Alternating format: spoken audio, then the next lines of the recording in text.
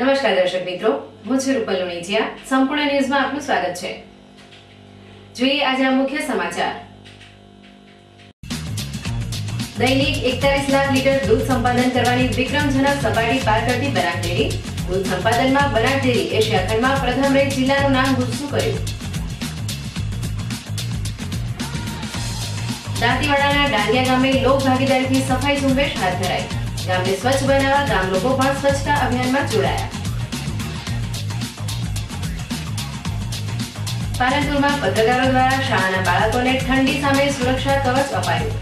SN કોઠારી સ્કૂલના 70 જેટલા જરૂરિયાતમંદ ભૂલકાઓને કરાયું સ્વેટરનું વિતરણ. પાલનપુરમાં ધોળે ધાડે જાહેરમાં જુગાર ખેલતા 5 લોકોને ઝડપાયા. એલસીબી પોલીસે દરોડામાં જુગારીઓ પાસેથી ₹88,100 નો મુદ્દામાલ પકડ્યો. સંપૂર્ણ ન્યૂઝ આપની આંગળીના ટેરવે. ઇન્ટરનેટ ઉપર સંપૂર્ણ ન્યૂઝ જોવા લોગિન કરો www.youtube.com/સંપૂર્ણ ન્યૂઝ. જોઈએ સમાચારો વિગતવાર. બનાસ ડેરીએ તારીખ 7/1/2015 ના રોજ 41,15,845 લીટર દૂધ સંપાદન કરી સમગ્ર એશિયા ખંડમાં પ્રથમ રહી બનાસકાંઠાનું નામ ગુંજતું કર્યું છે. બનાસકાંઠા જિલ્લો કૃષિ અને પશુપાલન વ્યવસાય પર આધારિત છે, ત્યારે વિશ્વ વિખ્યાત બનાસ ડેરી જિલ્લાના 3.5 લાખ સભાસદોના જીવન ગુજરાન ચલાવવા સાથે તેમના જીવન ધોરણ ઊંચા લાવી તેમની જીવાદોરી સમાન બની છે. ચેરમેન શ્રી પરથીભાઈ ભટોળના અને તેમના નિયામક મંડળના નેતૃત્વમાં બનાસ ડેરીએ અનેક સિદ્ધિઓ હાંસલ કરી છે. શ્રી પરથીભાઈ ભટોળે જ્યારે સુકાન સંભાળ્યું ત્યારે માત્ર 7,000 લીટર દૂધ સંપાદન થતું હતું, ત્યારે તેઓના 24 વર્ષના નેતૃત્વમાં દૂધ સંપાદનમાં શ્વેત ક્રાંતિ સર્જી સમગ્ર એશિયા ખંડમાં સતત 5 વર્ષથી પ્રથમ સ્થાન અંકિત કરેલ છે. અને તારીખ 7/1/2015 ના રોજ 41,15,845 લીટર અને તારીખ 6/1/2015 ના રોજ 40,68,581 લીટર દૂધ સંપાદન કરી પુનઃ સમગ્ર એશિયા ખંડમાં બનાસકાંઠાનું નામ ગુંજતું કર્યું છે. ગત વર્ષે સૌથી વધુ તારીખ 22/1/2014 ના રોજ 35,05,355 લીટર દૂધ સંપાદન થયેલ હતું. બનાસ ડેરી દ્વારા પશુપાલકોને વૈજ્ઞાનિક ઢબે ઓછા ખર્ચે વધુ દૂધ ઉત્પાદન કરી શકે તે માટે વિવિધ યોજનાઓ અમલમાં મૂકેલ છે, જેવી કે સમતોલ પશુ આહાર, પ્રગતિશીલ દૂધ ઉત્પાદક વિકાસ કાર્યક્રમ, પશુ વ્યંધત્વ નિવારણ કાર્યક્રમ વગેરે. આ ઉપરાંત પશુ દીઠ દૂધ ઉત્પાદકતા વધારવા કેટલ ફીડ ફેક્ટરીમાં જરૂરિયાત મુજબના વિવિધ પશુ આહારોનું પણ ઉત્પાદન કરવામાં આવે છે.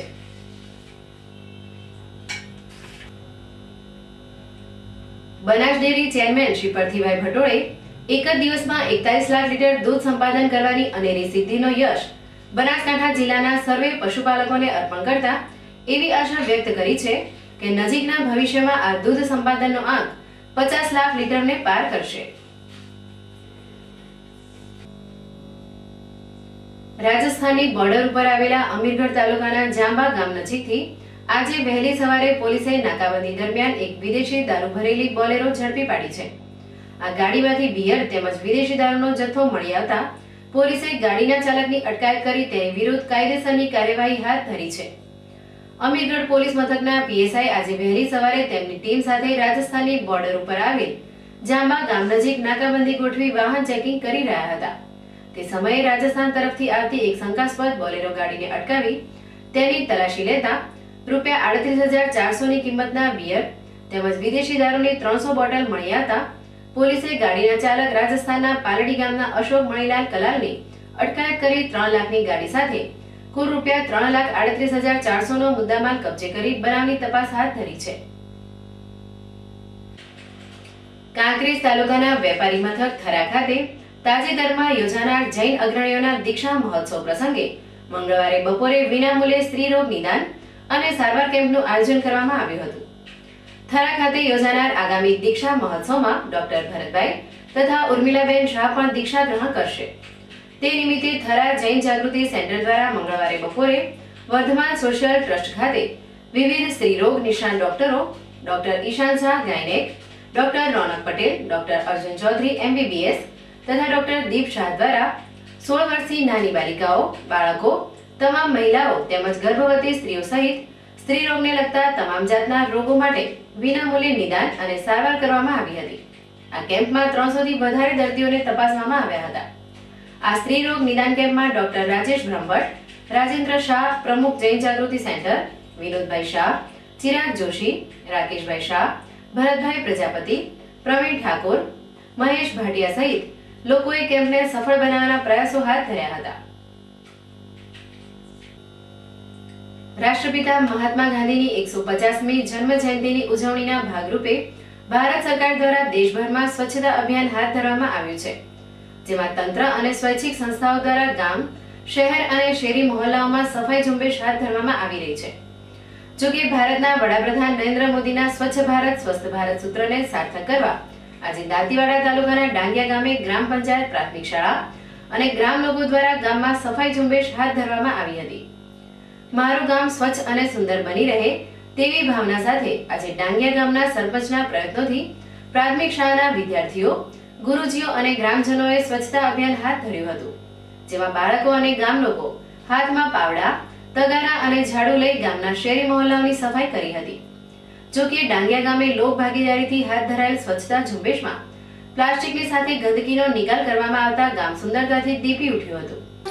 તાજેતરમાં વાબરેટ ગુજરાતના કાર્યક્રમો ચાલતા હોય, જેને અનુલક્ષીને સરકારશ્રીના હુકમો અવારનવાર સફાઈના ઝુંબેશના કામો ચાલતા હોય, લોકનિકેતન રતનપુર સંસ્થા તરફથી લોકનિકેતન વિદ્યા વિદ્યા મંદિર ડાંગિયાને પણ આદેશ કરવામાં આવેલ કે 6, 7 ને 8 3 દિવસ ડાંગિયા ગામે જઈ છોકરો સાથે સફાઈ ઝુંબેશ રાખો, જે બાળકો સાથે રહી અને સરપંચશ્રી, ડેપ્યુટી સરપંચશ્રી, આચાર્યશ્રી, શિક્ષકશ્રી અને વિદ્યાર્થી બહેનો તથા બાળકો સાથે રહી સફાઈ ઝુંબેશ કરવામાં આવી.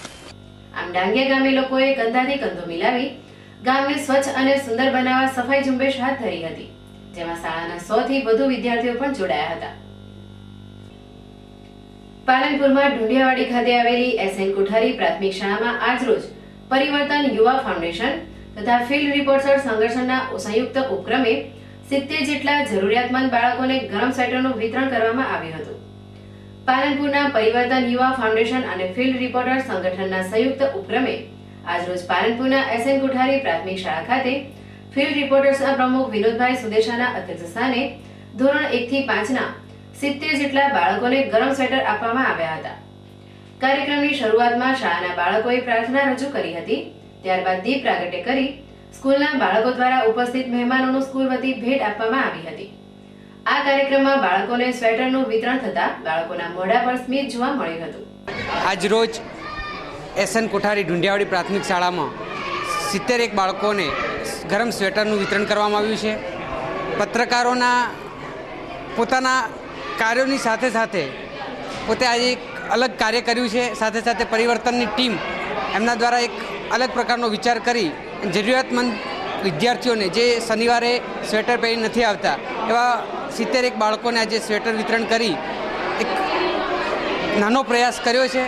આવનાર સમયમાં પણ જરૂરિયાત પડશે આવી તો અમે આ પ્રકારના કાર્યો કરતા રહીશું.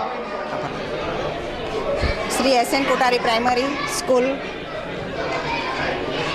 ના પ્રિન્સિપાલ પટેલ પુષ્પાબેન માવજીભાઈ, આજે અમારી શાળામાં રિપોર્ટર્સ ગ્રુપ અને પરિવર્તન યુવા ફાઉન્ડેશન ગ્રુપ આવીને અમારી શાળાના ગરીબ બાળકોને સ્વેટર વિતરણ કર્યું છે.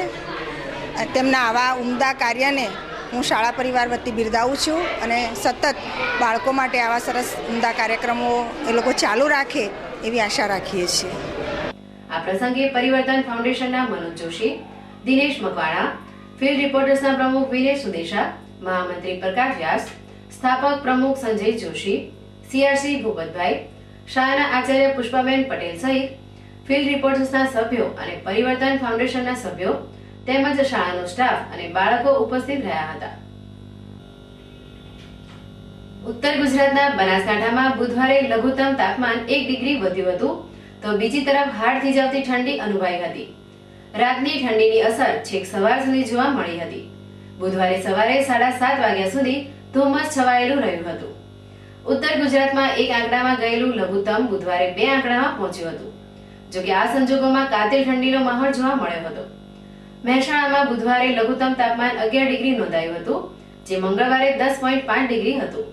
જ્યારે ડીસામાં 10.5 ડિગ્રી નોંધાયું હતું, જે અગાઉના દિવસે 9.6 ડિગ્રી હતું. લઘુત્તમ તાપમાન 2 આંકડામાં આવ્યું છે, પરંતુ બુધવારે હાડ થીજાતી ઠંડી અનુભવાઈ હતી. મહેસાણામાં સવારે 7:30 વાગ્યા સુધી ધુમ્મસનો નજારો રહ્યો હતો. આ સંજોગોમાં આગામી 2 દિવસમાં લઘુત્તમ તાપમાન 11-12 ડિગ્રી રહેવાની સંભાવના છે. હાલમાં સમગ્ર ગુજરાતમાં લોકોને ભાજપમાં જોડાવાની કામગીરી ચાલી રહી છે.